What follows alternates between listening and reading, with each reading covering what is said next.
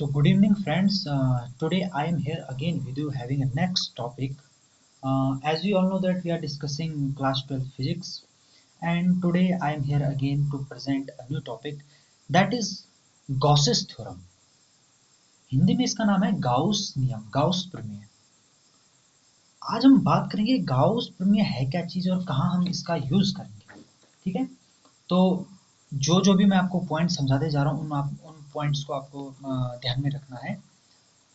देखिए, कल हमने बात की इलेक्ट्रिक फ्लक्स की, और कल मैंने आपको बताया कि जो इलेक्ट्रिक फ्लक्स होता है उसे हम फाई ई से डिनोट करते हैं, और ये बराबर होता है किसके, आपके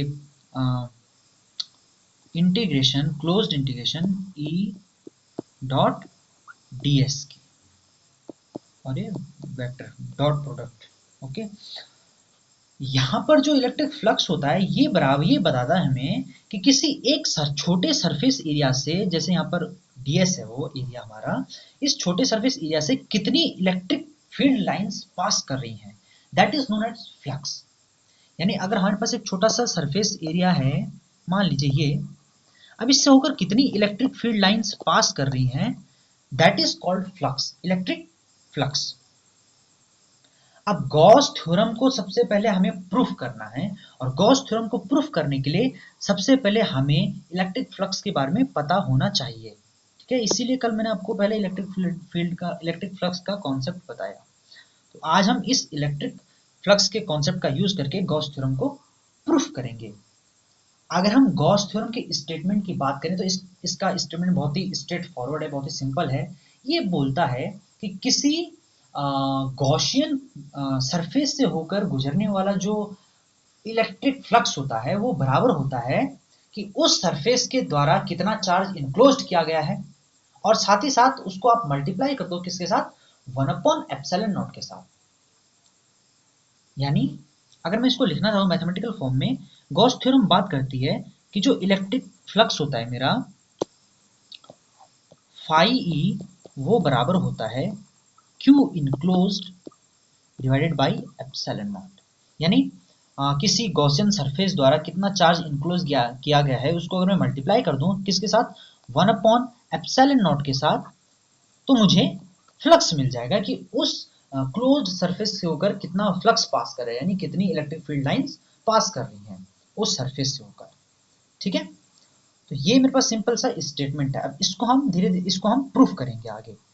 तो इसको मैं भी मिटा देता हूँ, इसको हम आगे अभी प्रूफ करते हैं, देखते हैं कैसे हम with the help of electric flux हम इसको प्रूफ कर सकते हैं।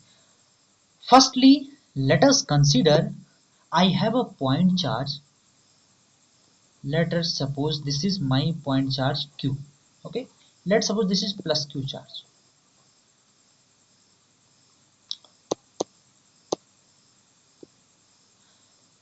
अब मैं क्या करता हूं, इस चार्ज के अराउंड एक गॉसियन सरफेस ड्रॉ करता हूं। मान लीजिए मेरे पास जो गॉसियन सरफेस है वो एक सर्कल है, जिसको मैं इसके चारों तरफ ड्रॉ करता हूं। वो मेरे पास एक सर्कल टाइप समथिंग कुछ ऐसे बन रहा है। एक सेकेंड,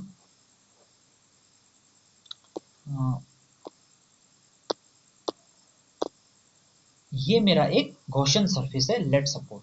ओके, अब मैं क्या करता हूं, ये जो मेरा प्लस क्यू चार्ज है ये ठीक सेंटर पर प्लेस है। Let's name this centre, this is O point.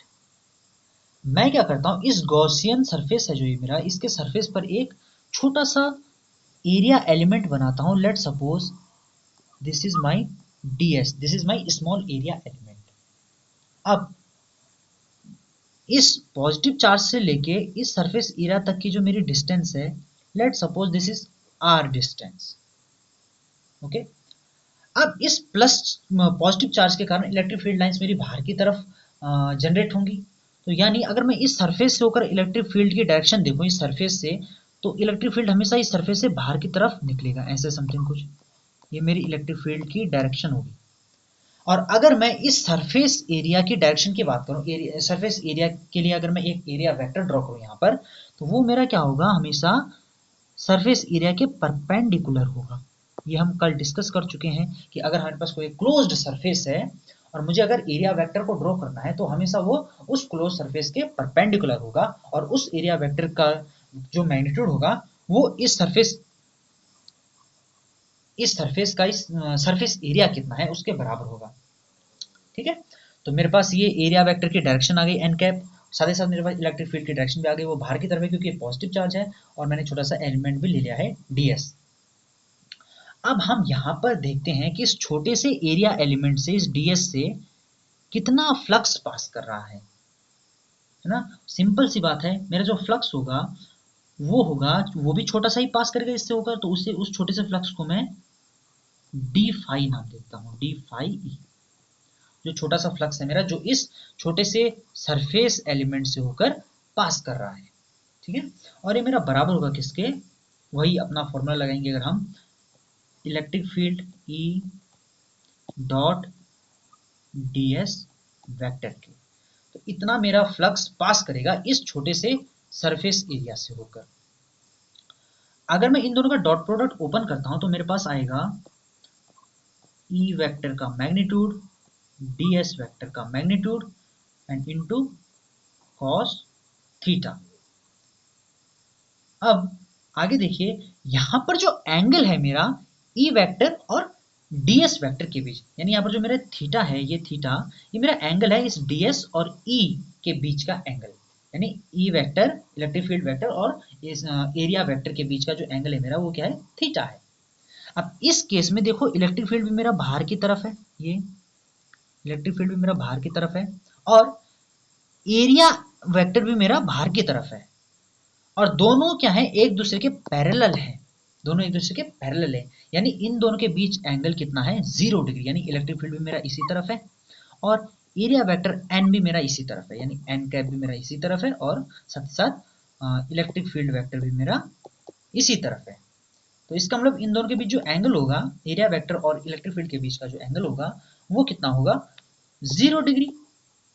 और सिंपल सी बात है, हम जानते हैं cos 0 degree is always equal to 1। तो यहाँ पर मैं cos थीटा की वैल्यू जब मैं 0 डिग्री पुट करूंगा तो उसकी वैल्यू सिंपल मेरे पास 1 आ जाएगी। तो मेरे पास जो फ्लक्स हो जाएगा डी फाई ई वो बराबर हो जाएगा ई ds के। सिंपल।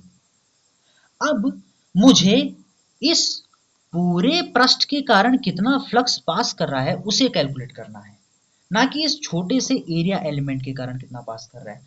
तो मुझे क्या करना पड़ेगा, इस इलेक्ट्रिक फ्लक्स को दोनों साइड इंटीग्रेट करना पड़ेगा। जब भी हम सम निकालते हैं या फिर हम संपूर्ण पूरे होल एरिया की बात कर रहे हैं, उस केस में हम क्या करते हैं, हमेशा इंटीग्रेशन करते हैं। तो let me take next page.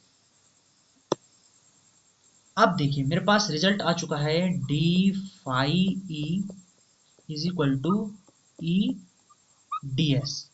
Okay, taking integral sign both sides we get, यहाँ पर अगर मैं इंटीग्रेशन लगाऊंगा, integration D phi E is equal to integration E, here will be close surface and यहाँ पर भी क्लोज सरफेस होगा, ई ds। Okay, अब अगर आप एक बात यहाँ पर नोट करोगे तो आप देखोगे कि यहाँ पर जो मेरा इलेक्ट्रिक फील्ड है वो इस सर्कल के हर एक पॉइंट पर फिक्स होगा। यहाँ पर भी, चाहे मैं यहाँ पर देखूं, चाहे मैं यहाँ पर देखूं, चाहे मैं यहाँ पर देखूं, चाहे मैं यहाँ पर देखूं, चाहे मैं यहाँ पर देखूं, यानी इस सर्कल के हर एक पॉइंट पर इलेक्ट्रिक फील्ड मेरा क्या होगा, कांस्टेंट होगा। तो इलेक्ट्रिक फील्ड को मैं इंटीग्रेशन से बाहर ले सकता हूँ, क्योंकि जो कांस्टेंट मेरे पास कांस्टेंट टर्म्स होती है उनका इंटीग्रेशन नहीं होता, उनका इंटीग्रेशन वो कांस्टेंट है तो उनको हम इंटीग्रेट नहीं कर पाएंगे, हमसे फिक्स है, उन्हें हम बाहर ले लेंगे। तो ई को मैं बाहर ले सकता हूँ, लेकिन जो मेरा ds है, ds मेरा कांस्टेंट नहीं होगा, क्योंकि ds तो मेरा संपूर्ण पूरा जो जितना भी इसका एरिया होगा इस सर्कल का या फिर सर्कल नहीं बोलेंगे, इसे एक स्फेरिकल शेल बोलेंगे, इस स्फेरिकल शेल का जो भी एरिया होगा ds उसके बराबर हो जाएगा, ds का इंटीग्रेशन, है ना। तो सिंपल यहाँ पर मैं लिख सकता हूँ, यहाँ पर मेरा d से इंटीग्रेशन साइन कैंसिल हो जाएगा, तो मुझे total flux phi E is equal to मिल जाएगा, सिंपल इंटी ई मेरा बाहर आ जाएगा क्योंकि ये कांस्टेंट है, और इंटीग्रेशन ds। ओके, अब यहाँ पर जो मेरा इंटीग्रेशन ds होगा, क्योंकि मेरे पास ये क्या है, एक स्फेरिकल सेल है या फिर स्फेरिकल शेप है, तो जो मेरा इंटीग्रेशन होगा इस स्फेरिकल शेप का, वो बराबर बराबर होगा 4 पाई आर स्क्वायर के, 4 पाई आर स्क्वायर। यह अपनी एलिमेंट्री मैथमेटिक्स से जानते हैं कि किसी भी गोलीय पृष्ठ का जो संपूर्ण पृष्ठीय क्षेत्रफल होता है, स्फेरिकल एरिया का जो भी टोटल सरफेस एरिया होता है, वो बराबर होता है 4 पाई आर स्क्वायर के। तो यहाँ पर अब मैं इस वैल्यू को पुट करने जा रहा हूँ, तो मेरे पास फाई ई आ जाएगा, simple phi E is equal to E, और इसकी जगह 4 पाई आर स्क्वायर। अब आगे हमें क्या करना है, आगे हम जानते हैं कि किसी पॉइंट चार्ज के कारण जो इलेक्ट्रिक फील्ड होता है ई, पॉइंट चार्ज के कारण वो बराबर होता है Q upon 4 pi epsilon naught into R square. तो इस वैल्यू को मैं यहाँ पर पुट कर देता हूँ, यहाँ पर ई की जगह। Let me take next page. तो अब सिंपल मेरा जो फाई ई है वो बराबर हो जाएगा Q upon 4 pi epsilon naught into R square, और यहाँ पर मेरा ds एरिया एलिमेंट का इंटीग्रेशन 4 पाई आर स्क्वायर। यहाँ पर देखिए 4 पाई आर स्क्वायर से मेरा 4 pi R square cancel, simple मेरे पास फाई ई आ जाएगा Q अपॉन एप्सिलॉन नॉट। ठीक है, तो ये मेरे पास आ गया गॉस थ्योरम का रिजल्ट, यानी जो टोटल इलेक्ट्रिक फ्लक्स होता है किसी क्लोज्ड सरफेस से पास करने वाला, वो बराबर होता है उस सरफेस द्वारा कितना चार्ज इनक्लोज्ड है, और मल्टीप्लाई कर दो उसको 1 अपॉन एप्सिलॉन नॉट के साथ, तो मुझे टोटल फ्लक्स मिल जाएगा। तो यानी इसको मैं ऐसे भी लिख सकता हूँ, integration E dot D S, E vector dot D vector, इस फाई की जगह मैं ऐसे इसको लिख सकता हूँ इलेक्ट्रिक फ्लक्स की डेफिनेशन के थ्रू, is equal to Q enclosed divided by epsilon naught. यहाँ पर जो मेरा ये क्यू इनक्लोज्ड है, ये कौन सा चार्ज है मेरा, उस जो भी मैंने अपना गॉसियन सरफेस ले रखा है, उस सरफेस के द्वारा कितना चार्ज इनक्लोज्ड किया गया है उसके अंदर, ये वो मेरा चार्ज है।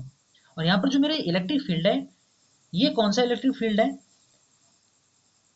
अगर मान लो मेरे कुछ चार्जेस बाहर भी हैं, मान लो गॉसियन सरफेस मेरा ये है, और कुछ चार्जेस इसके बाहर भी प्रेजेंट है और कुछ चार्जेस इसके अंदर भी प्रेजेंट है, तो जो मेरे पास जो इलेक्ट्रिक फील्ड है, ये मेरा electric field total electric field है, बाहर के चार्जेस और अंदर के चार्जेस का मिलाकर, ना कि सिर्फ अंदर वाले चार्जेस का इलेक्ट्रिक फील्ड। यहाँ पर बहुत इंपॉर्टेंट पॉइंट है, ध्यान रखना कि यहाँ पर देखिए राइट हैंड साइड में मेरा जो क्यू इनक्लोज्ड है, ये मेरा सिर्फ वही चार्ज है जो इस गॉसियन सरफेस ने अपने अंदर इनक्लोज किया हुआ है, इस गॉसियन सरफेस के अंदर है जो चार्ज, ना कि बाहर वाले चार्जेस। लेकिन जो ये मेरा इलेक्ट्रिक फील्ड है, ये मेरा बराबर है किसके, इलेक्ट्रिक फील्ड के, बाहर वाले चार्जेस के कारण भी क्या इलेक्ट्रिक फील्ड है और अंदर वाले चार्जेस के कारण क्या इलेक्ट्रिक फील्ड है, दोनों का ये क्या है, सम है, नेट है। ठीक है, तो यहाँ पर ये आपने ध्यान रखना है। अब गॉस थ्योरम से रिलेटेड आपको कुछ और पॉइंट्स भी ध्यान में रखने हैं। जैसे पहला पॉइंट है कि गॉस थ्योरम, चाहे हमारे पास जैसा भी पृष्ठ हो, जैसा भी हमारे पास क्लोज्ड पृष्ठ हो, उसके लिए गॉस थ्योरम हमेशा क्या है, ट्रू है। चाहे मैं कोई एक टेढ़ा मेढ़ा ऐसे कुछ शेप का कोई गॉसियन सरफेस बना दूं, चाहे मैं कैसे भी ऐसे कोई गॉसियन सरफेस बना दूं, ध्यान रखना ये 3D में है ना कि 2D में। तो इन सभी सरफेसेस के लिए मेरा गॉसियन गॉस थ्योरम है, जो मेरी Gauss theorem phi E is equal to simple Q upon epsilon naught, ये हमेशा क्या है, मेरी ट्रू है, चाहे मेरा सरफेस कैसा भी हो। ठीक है, ये अपने ध्यान रखना है। और गॉस थ्योरम, गॉस थ्योरम का यूज हम आगे देखेंगे, जैसे किसी लॉन्ग इन्फिनिट वायर के कारण किसी पॉइंट पर इलेक्ट्रिक फील्ड कैसे निकाल सकते हैं हम गॉस थ्योरम का यूज करके, इसके एप्लीकेशन को हम डिस्कस करेंगे। साथ ही साथ हम ये भी डिस्कस करेंगे किसी प्लेन शीट के कारण हम किसी एक पॉइंट पर इलेक्ट्रिक फील्ड कैसे कैलकुलेट कर सकते हैं। ठीक है, और किसी स्फेरिकल शेल के कारण, स्फेरिकल शेल जिसके अंदर मान लो कोई चार्ज नहीं है या फिर सरफेस पर ही कोई चार्ज है, उसके कारण इलेक्ट्रिक फील्ड हम कैसे कैलकुलेट कर सकते हैं, वो सब हम अभी आगे की क्लासेस में डिस्कस करेंगे। तो ये आज आपके लिए एक बहुत ही इंपॉर्टेंट गॉस थ्योरम का प्रूफ था, जो कि आपके एग्जाम्स में पूछा जाता है और साथ ही साथ कॉम्पिटिशन के लिए तो बहुत ही इंपॉर्टेंट है। ना, ये अपने ध्यान रखना है। और इसका स्टेटमेंट एक बार मैं फिर कहना चाहूंगा कि गॉस थ्योरम हमें ये बताती है कि किसी क्लोज्ड सरफेस से, ध्यान रखना सरफेस क्लोज होना चाहिए, किसी क्लोज्ड सरफेस से होकर गुजरने वाला जो वैद्युत फ्लक्स है वो हमेशा बराबर होगा किसके, उस सरफेस द्वारा कितना चार्ज इनक्लोज्ड है, और उसके 1/ε0 टाइम्स कर देंगे तो हमें टोटल फ्लक्स मिल जाएगा। ठीक है, इसीलिए अब मैं अपनी वीडियो को यहीं पर ही पॉज देता हूँ। मिलेंगे आपके साथ नेक्स्ट वीडियो में गॉस थ्योरम के एप्लीकेशन को लेकर। Thank you, bye bye.